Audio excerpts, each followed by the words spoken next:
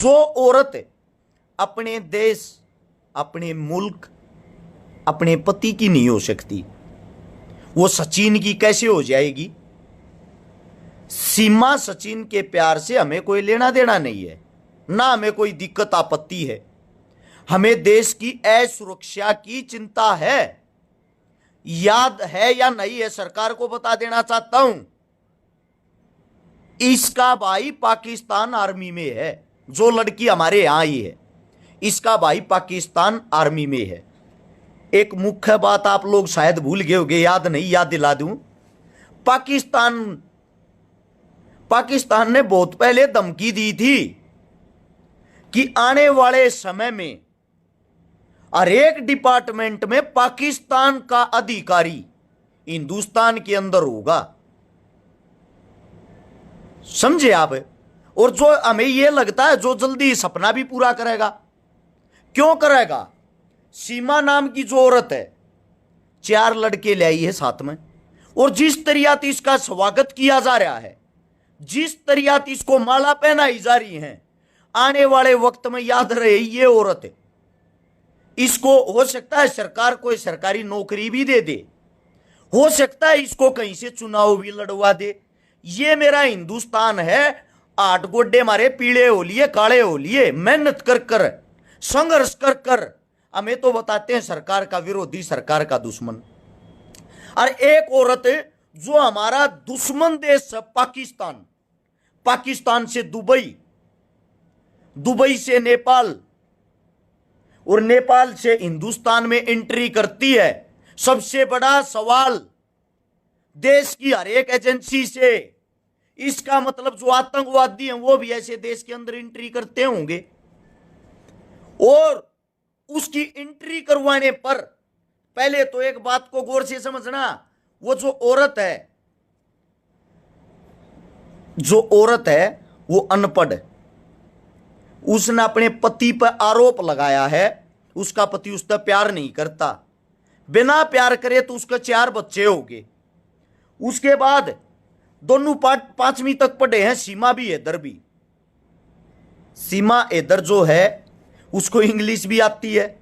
आप लोगों को पता होगा 5वीं तक कौन सा बच्चा इंग्लिश सीखता? उस उम्र का, आज के बच्चे की बात नहीं करे, जिस उम्र की वाह है। दूसरी बात, वह मुस्लिम है, उसको कलमा याद नहीं, न कोई सूरह याद, न कोई आयात याद। वह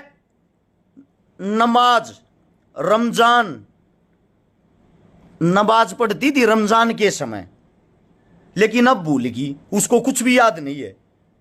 दूसरी बात, उसका पति प्यार नहीं करता, खर्चा नहीं देता, लेकिन फिर भी 12 लाख की जमीन बेच कर वह इंडिया आएगी। सोचने की बात है। सबसे बड़ी बाई रोड पाकिस्तान से दुबई, दुबई से नेपाल, नेपाल से फिर इंडिया में। कुछ लोग बता रहे हैं उसके पास एक नहीं, ज्यादा तो फोन है, 3-3, 4-4 फर्जी पासपोर्ट हैं। एक क्या कोई अनपढ़ औरत, मैं गारंटी देता हूं हिंदुस्तान की औरत को पूरे हिंदुस्तान में घूम कर दिखा दो। अनपढ़ औरत की बात हो रही है, पढ़ी लिखी की नहीं। कोई अनपढ़ औरत जम्मू कश्मीर ले लद्दाख का जाकर दिखा दो। मैं हरियाणा से आता हूं, हरियाणा से मैं अभी जम्मू कश्मीर ले लद्दाख से आया हूं। मेरे को पता है हम पढ़े लिखे होते हुए भी क्या क्या मजबूरियां होती, क्या क्या सवाल जवाब होते हैं। अरे एक अनपढ़ औरत है, विदेशी, मतलब हमारे दुश्मन देश से हिंदुस्तान में एंट्री करगी। गजब की बात नहीं लगती आप लोगों को? सबसे बड़ी बात यह, सचिन सीमा दोनों को गिरफ्तार किया जाए। संदिग्ध महिला को तुरंत डिपोर्ट करना चाहिए। आप सभी साथियों को बताता हूं, यह हमारे देश के साथ खिलवाड़ है। खिलवाड़ की बात एक राजनीतिक आदमी इसको भी मुद्दा बना रहे, उसका स्वागत कर रहे हैं। उसका क्या, उसके बैकग्राउंड के बारे में आप कुछ भी नहीं जानते या जानना नहीं चाहते, या जानबूझ कर हमें मूर्ख बना रहे हो। पबजी गेम खेल के लोगों के सवाल है, पबजी गेम खेल के क्या सकीना नहीं आ सकती? जब तारा सिंह वहां जाके, तारा सिंह को नलका उकाड़ने की क्या जरूरत थी? जब पबजी गेम खेल के सकीना यहां आ सकती थी इसी की तरह। अब सबसे बड़ी जो बात आती, वो बड़ी चीज यह है, आप सभी साथियों को बता देता हूं, यह हमारे देश का दुर्भाग्य है। दुर्भाग्य की बात यह है, हिंदुस्तान की जो बेटियां इंसाफ मांग रही थी, उन पर तो लाठी चार्ज करे, लठ मारे, अनत गिनत सवाल जवाब करे गए। और एक औरत जो हमारे यहां आ रही है, मीडिया बार बार उसके इंटरव्यू कर रहा है, सोशल मीडिया उसकी पीठ थपथपा रही है, देश उत्सव मना रहा है। नो डाउट अच्छी बात है भाई, आप अंधे हो रहे हो, आपको हिंदू मुस्लिम करना है। अगर यही औरत यहां किसी अब्दुल के पास आई होती, 100% इस औरत की फांसी होती, उस अब्दुल की फांसी होती। क्यों? देश को सिर्फ हिंदू मुस्लिम करना आता है। अब जो वह हैदर है उसको यहां लाके जो सीमा बना दिया, एक बात आप लोगों ने कभी सोची है? एक बार सोच के देखना, वो फराटेदार इंग्लिश बोल रहा है, कंप्यूटर चलाने की भी नॉलेज है, 5 पासपोर्ट है भाई, माफी चाहूंगा 3 नहीं, 3 मोबाइल फोन, सिम कार्ड, और भाई दुबई से नेपाल, नेपाल से हिंदुस्तान आना, माम बॉर्डर देखने जा, हमारी पिंडी कापा कदे हमारे पे को गलती हो जाए, जानबूझ का हम अंदर ना करते। अरे एक औरत इतनी बहादुर, इतनी नीडर, वो बाहर से यहां आएगी। इंटरव्यू में जो यहाँ का सचिन, उसका फेस देखा आप लोगों ने, वो कहीं से भी आप लोगों को थोड़ा बहुत भी नॉलेज वाला बंदा लगता है। एक अनपढ़ लड़का इतनी दूर कैसे बातें कर लेगा, कैसे प्यार कर लेगा? ये सवाल सोशल मीडिया के माध्यम से ही सरकार से पूछे जा सकते हैं। सोशल मीडिया से बड़ी कोई ताकत नहीं। अगर आप भी अपने मुंह पर टेप लगा लोगे तो मैं ये पूछना चाहता हूं, पत्रकार इनके, सरकार इनकी, शासन इनका, प्रशासन इनका, फिर ये सवाल, ये जवाब कौन करेगा? एक सोशल मीडिया इकलौती ऐसी चीज है, याद रखो एक चीज को, जो ये हिंदू का पट्टा बांध कर घूम रहे हैं। मेरे हिंदू भाइयों, सबसे पहले तो आप लोगों को एक बात बता देता हूं, जो एक गुणगान कर रहे सचिन हिंदू के पास आई, स्वागत में माला पहना रहे, सबसे बड़ा सवाल मेरा, हिंदुस्तान के अंदर हिंदू कौन है? क्या कोई बता सकता है? हरियाणा के अंदर जाट आरक्षण हुआ था, जाटों को जाटों की संज्ञा देकर पीटा गया था, वो जातिगत दंगा था। राजस्थान के अंदर गुज्जर आरक्षण हुआ था, गुजरों को आप किसी सरकार ने पीटा था, याद है? मुंबई के अंदर मराठा आंदोलन हुआ था, मराठों को ही सरकार ने रोड के ऊपर गिर के पीटा था। गुजरात के अंदर पटेल आंदोलन हुआ था, पटेलों को वहां गिर के पीटा गया था, याद है? उत्तर प्रदेश के अंदर रिकॉर्ड निकालो, पिछले 5 साल में 2700 कुछ इनकाउंटर हुए, 2500 उनमें से पंडित मारे गए हैं, सिर्फ पंडित। उत्तर प्रदेश के अंदर दलित समाज की बेटी का बलात्कार होता है, और बलात्कार होने के बाद सरकार चिल्लाती है सीबीआई जांच हो, सीबीआई जांच। सीबीआई जांच के बाद वो बलात्कार सही साबित होता है। क्या सरकार ने दिखाया? जाट, ब्राह्मण, गुज्जर, मराठे, दलित, यार कोई भी हिंदू नहीं, सबको ये खा रहे हैं, सबको ये पीट रहे हैं। कौन सा ढोल बजा रहे हो तुम लोग हिंदू वाला? आखिर हिंदू है कौन? क्या कोई बता सकता है? आप सभी साथी इतने अंधे हो गए क्या? सरकार की भावनाओं में इतने अंधे बह जाते हो? जाटों का वोट बैंक हरियाणा में सबसे ज्यादा है। जाटों को बदनाम कर दिया 35-1 का नारा देकर। एक आदमी ने, सिंगल 1% ने, इनके एक एमपी ने, भूतपूर्व एमपी कुरुक्षेत्र का, जिसका नाम है राजकुमार, उसकी जाति का नाम तो मैं लेता नहीं, आज वो ब्राह्मणों को गाली दे रहा, पंडितों को एक तरफा गाली दे रहा, पहले जाटों को दी, आज पंडितों को दी। 35-1 का नारा उसके मुंह तो लगवाया था हरियाणा में, ई वो पंडितों को गाली दे रहा, क्योंकि ये सब एक राजनीति का हिस्सा होते हैं। और वही आदमी भाईचारे को तोड़ने वाला, जब गोवाना से उसने चुनाव लड़ा, गोवाना में आकर रुक के मारा था, जूता बाटा का, लोहा टाटा का, छोरा जाटा का दुनिया में मशहूर है, क्योंकि उस वक्त उसको जाटों की वोट चाहिए थी। लड़ते रहो जाट, ब्राह्मण, राजपूत, गुज्जर, इस समय यार शर्म और दुर्भाग्य की बात, देश के लिए इतने बड़ी बात, एक औरत अनपढ़ जो अपने आप को बताती है, वो भारत देश के अंदर एंट्री कर जाती है। क्या बड़े बड़े आतंकवादी नहीं आ सकते? क्या आने वाले टाइम में कोई बड़ा हादसा नहीं हो सकता? इसका खुद का भाई पाकिस्तान आर्मी में है, या जो 4 बच्चों को लेकर आई है, 10-15 साल बाद ये जवान हो जाएंगे। एक भी आदमी को अगर सरकार ने नौकरी दे दी या सरकारी नौकरी पे ये शामिल हो गए, क्या ये हमारी सारी डिटेल वहां नहीं पहुंचाएंगे? जो पाकिस्तानी हमारे भाइयों को शहीद करते हैं, जिनके साथ हमारे गुण नहीं मिलते, हमारे देश का प्रधानमंत्री नरेंद्र दामोदर दास मोदी वहां जाकर वहां के प्रधानमंत्री की माता जी का केक काटता है और वहां से यहां का प्रेस कॉन्फ्रेंस करके कहता है पाकिस्तान ने अगर आंख दिखाने की कोशिश करी युद्ध होगा। हद की बात। इसका मतलब आप हिंदुस्तान की जो आवाम है, जो जनता है, उसको मूर्ख बना रहे हो। अब रही इस लड़की की बात, इस सीमा की बात, इसकी सफाई देखो कितनी भयंकर, कितनी जबरदस्त है। टपाटप हिंदी और इंग्लिश बोलती, इसके मुंह से एक भी लफ्ज उर्दू का नहीं निकलता। उर्दू का, जिस देश में पैदा हुई, जिसकी मातृभाषा उर्दू है, हम कहीं भी स्पीच दे, कितना हिंदी बोलने की कोशिश कर ले, हमारे मुंह से हर वक्त हरियाणवी निकल के आती है, क्योंकि ये हमारे खून में बसी हुई है, हमारे रग रग में बसी हुई है। इस लड़की को कितने दिन पहले ट्रेंड किया गया होगा, सोचने का बात। आप लोगों ने कभी सोचा? मीडिया दबादब उसके इंटरव्यू ले रही है, सोशल मीडिया पीठ थपथपा रही। यार देश उत्सव मना रहा, नो डाउट। जिस भावुकता से स्वागत किया जा रहा है, जल्दी नागरिकता मिलेगी, बताया ना मैंने, सरकारी नौकरी भी मिल सकती है, क्योंकि एक वर्ग इसलिए खुश है, अब्दुल के पास नहीं, सचिन हिंदू के पास भागकर आई है यह औरत। लेकिन टोटली फेलियर है देश के लिए, सुरक्षा एजेंसियों के लिए, सरकार के लिए, एनआईए के लिए, सेना के लिए, रा के लिए, सीबीआई के लिए। आखिर भारत कोई कैसे आ सकता है? मैं आप सभी साथियों को बता देता हूं, यह करारा जवाब और करारा थप्पड़ है हिंदुस्तान की हर एक जांच एजेंसी के मुंह पे। उससे भी बड़ा थू करता हूं मैं इस सरकार पे, जो मतलब इतनी गिर चुकी है, जो सरे आम मुसलमानों से नफरत करती है, जो हर जगह हिंदू मुसलमान करवाने की कोशिश करती है। वो एक मुस्लिम विदेशी दुश्मन की लड़की को हमारे देश में कैसे रख सकती है, कैसे फना दे सकती है? इससे बड़ी गंदी राजनीति क्या होगी? आप हिंदुस्तान के मुसलमानों से तो नफरत करते हो, हिंदुस्तान के मुसलमानों को गालियां देते हो, हिंदू मुसलमान करा के लोगों को आपस में दंगे करा के लड़ाते हो, और एक पाकिस्तान लड़की को फना दे रहे हो, उसका स्वागत कर रहे हो।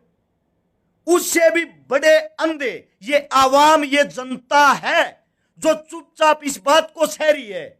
आगे आने वाले समय में हिंदुस्तान के लिए यही लड़की बहुत बड़ी दुश्मन साबित हो सकती है, और फिर उस टाइम मांगते रहना माफी, उस टाइम करते रहना माफ। हर चीज को राजनीति से मत जोड़ो, रिक्वेस्ट है।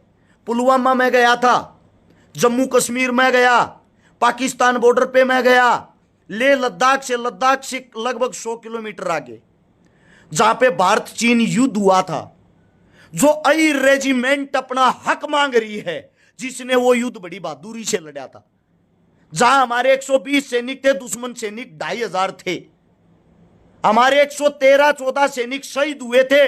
आई रेजिमेंट के अकेलों ने 2500 आदमियों को भगा दिया था, मार गिराया था। युद्ध 1962 के नवंबर में शुरू हुआ। जनवरी फरवरी तक तो दिल्ली सरकार को यह भी नहीं पता था हमारी सेना युद्ध लड़ रही। जो हमारे शहीद हुए सैनिक, उनकी लाश को 4 महीने बाद लेके आती है कौन? हिंदुस्तान की सरकार। वहां पे एक मेमोरियल बना हुआ है, कभी उसको जाके देखने का मौका मिले तो रोंगटे खड़े हो जाएंगे। उन आई रेजिमेंट के शेरों को उनकी चिता जलाने के लिए लकड़ी तक नसीब नहीं हुई। वहां का जो सीए था, उस सीए ने वहां मौके पर पहुंचकर जितने भी उड़द तख्त थे, मेज थी, फर्नीचर था, कुर्सी थी, उनको तोड़ के उन सभी का अंतिम संस्कार किया गया। उस सेना का उस वक्त का जो मॉनिटर था, कैप्टन था, वो था भैरव सिंह। कभी वहां जाके देखना, रोंगटे खड़े हो जाएंगे। हिंदुस्तान चीन के बीच में वहां पे एक सफेद टेंट लगा हुआ है। मैंने सैनिकों से पूछा यहां क्या होता है, उन्होंने बताया हिंदुस्तान और चाइनीज सैनिक आपस में मीटिंग करते हैं, आपस में वार्तालाप करते हैं, और सरकार जो हमें कहती है वो हमें बयान देना पड़ता है जबरदस्ती। यहां वहां बैठ के बयान देना पड़ता है। सरकार ने यह कह दिया आक्रामक बयान देना है, जो भारत चीन की लड़ाई मच रही। असलियत यह है कोई लड़ाई नहीं है, ना भारत लड़ना चाहता, ना चीन। बॉर्डर पर जाके देखो, टीवी फोना में नहीं। भारत पाकिस्तान की सीमा पर गारंटी देता हूं, पुलवामा के बाद रिकॉर्ड निकाल के देखो, असलियत में क्या कोई अटैक हुआ है? नहीं हुआ ना। पुलवामा कब हुआ था? पुलवामा जब हुआ था जब चुनाव था, सरहद पर तनाव है।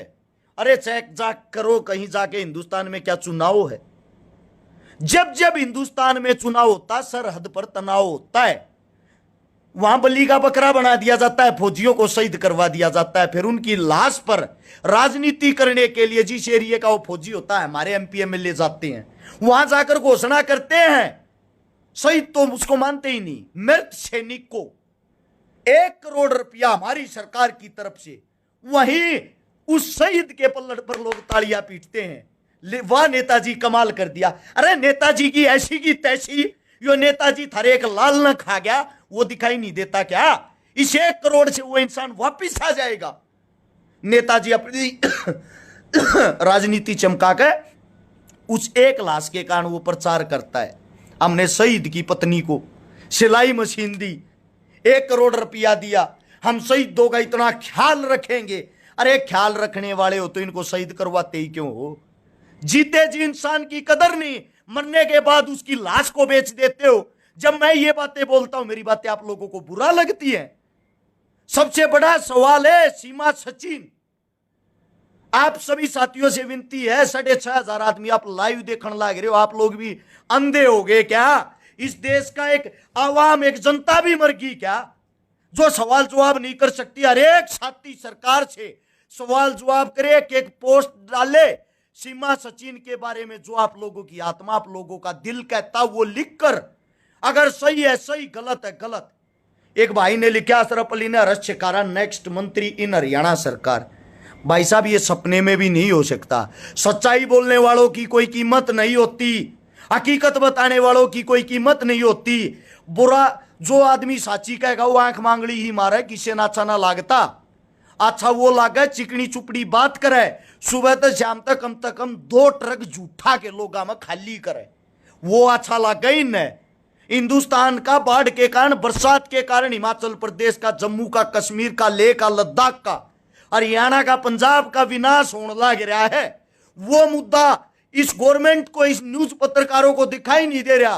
1300 रोड समाप्त हो गए, दुनिया भर के पुल फ्लाईओवर टूट गए, नदियां उफान पर हैं, हमारे देश का विनाश होने लग रहा, वे चीजें नहीं दिखती। इनको दिखाई देता है सीमा सचिन का प्यार। हद की बात यार, बेशर्मी की हद है ये। मैं भाई 6,500 आदमियों से एक विनती करता हूं, एक गुजारिश करता हूं, अगर तुम इस वीडियो ना 10-10 ग्रुपा में भी शेयर करो हो तो डायरेक्ट या 65-66 आदमी आती चली जा है। हो सकता है किसी न किसी 10% की भी आंख खुलेगी, वे 10% और लाइव आएंगे या पोस्ट गिरेंगे, इस बात को आगे बढ़ाएंगे। हर हाल में हमारे देश की हमें सुरक्षा चाहिए। जब हमारे देश के ही अंदर हमारे आतंकवादी, हमारे दुश्मन एंट्री कर जाते हैं, हम अपने आप को, अपने बच्चों को सुरक्षित कैसे रख सकेंगे? सोचने की बात है, गौर करने की बात है। हमें नहीं चाहिए ऐसा प्यार व्यार। एक अनपढ़ 5वीं क्लास पास वो सचिन, वो मतलब इसमें कौन सी क्वालिटी थी भाई जो उससे प्यार हो गया? कैमरे के सामने देखो, इस लड़के ने बोलना नहीं आता, चलना नहीं आता, इसके अंदर कोई गुण नहीं, कोई एक्टिविटी नहीं। ये मानता हूं सरहद के पास अगर कोई किसी लड़की को फंसा सकता है, कम से कम वो चालू टाइप का तो हो, उसके अंदर कोई हुनर, कोई क्वालिटी तो हो। क्वालिटी मायने रखती है। जो अपने पति को छोड़ देती है, 4 बच्चों को साथ लेके आती है, तो इसका मतलब मां और बच्चों के बीच में प्यार है, तो वो औरत किसी दूसरे इंसान से प्यार नहीं कर सकती। ये साजिश है तो है, वरना वो अपने 4 बच्चों को, जिसके वे बच्चे हैं, उसके पास छोड़कर यहां आती। तू भी मेरे तो प्यार नहीं करता, तेरे बालक भी नहीं चाहते, राखिन ने भी उनको ठुकरा के यहां आती। वो बच्चों को गोद में साथ लेके आई है और फिर भी हिंदुस्तान में एंट्री कर रही थी। बहुत बड़ी, बहुत हाई लेवल की साजिश है। हाथ जोड़कर रिक्वेस्ट है, इस चीज पे कार्रवाई की जाए। हम कार्रवाई चाहते हैं, उस औरत को वापस डिपॉजिट किया जाए, और डिपॉजिट भी जब किया जाए उसके अंदर की सारी बातें निकाली जाए। वो क्या लेने आई थी, किस चीज की उसको इंक्वायरी चाहिए थी बाद में, ताकि बाद में पता चले एक औरत हिंदुस्तान में खलबली मचाएगी और हिंदुस्तान उसका प्रचार कर रहा, पत्रकारों को बुलाकर माला पहनाकर स्वागत करके। यानी कि हम लोग तो विपक्षी विरोधी, आप लोगों के दुश्मन। अगर हम कुछ बोलते थे हमें यह शिक्षा दी जाती थी पाकिस्तान चले जाओ, अब पाकिस्तानी हिंदुस्तान में आ रहे, उनका स्वागत मालाओं के साथ। फिर लड़ाई किस बात की रहेगी? भूल गए पाकिस्तान बार बार हमारे फौजियों को खाता है, बार बार हमारे पर हमला करता है, बार बार हमारे पर कमिटमेंट करता है, और आप उन्हीं को अपने देश के अंदर फना दे रहे हो। एक नवजोत सिंह सिद्धू भारत पाकिस्तान के भाईचारे को बढ़ाने के लिए पाकिस्तान गया था। पाकिस्तान जाके उसने एक गुरुद्वारा है जिसके रास्ते खुलवा दिए, जहां हिंदुस्तानी भी जा सकता है, पाकिस्तानी भी जा सकता है। उसने भाईचारा बनाने की कोशिश की, लेकिन उसको जेल में भी डाल दिया, उसको विरोधी भी घोषित कर दिया, उसको पाकिस्तानी भी घोषित कर दिया। क्यों?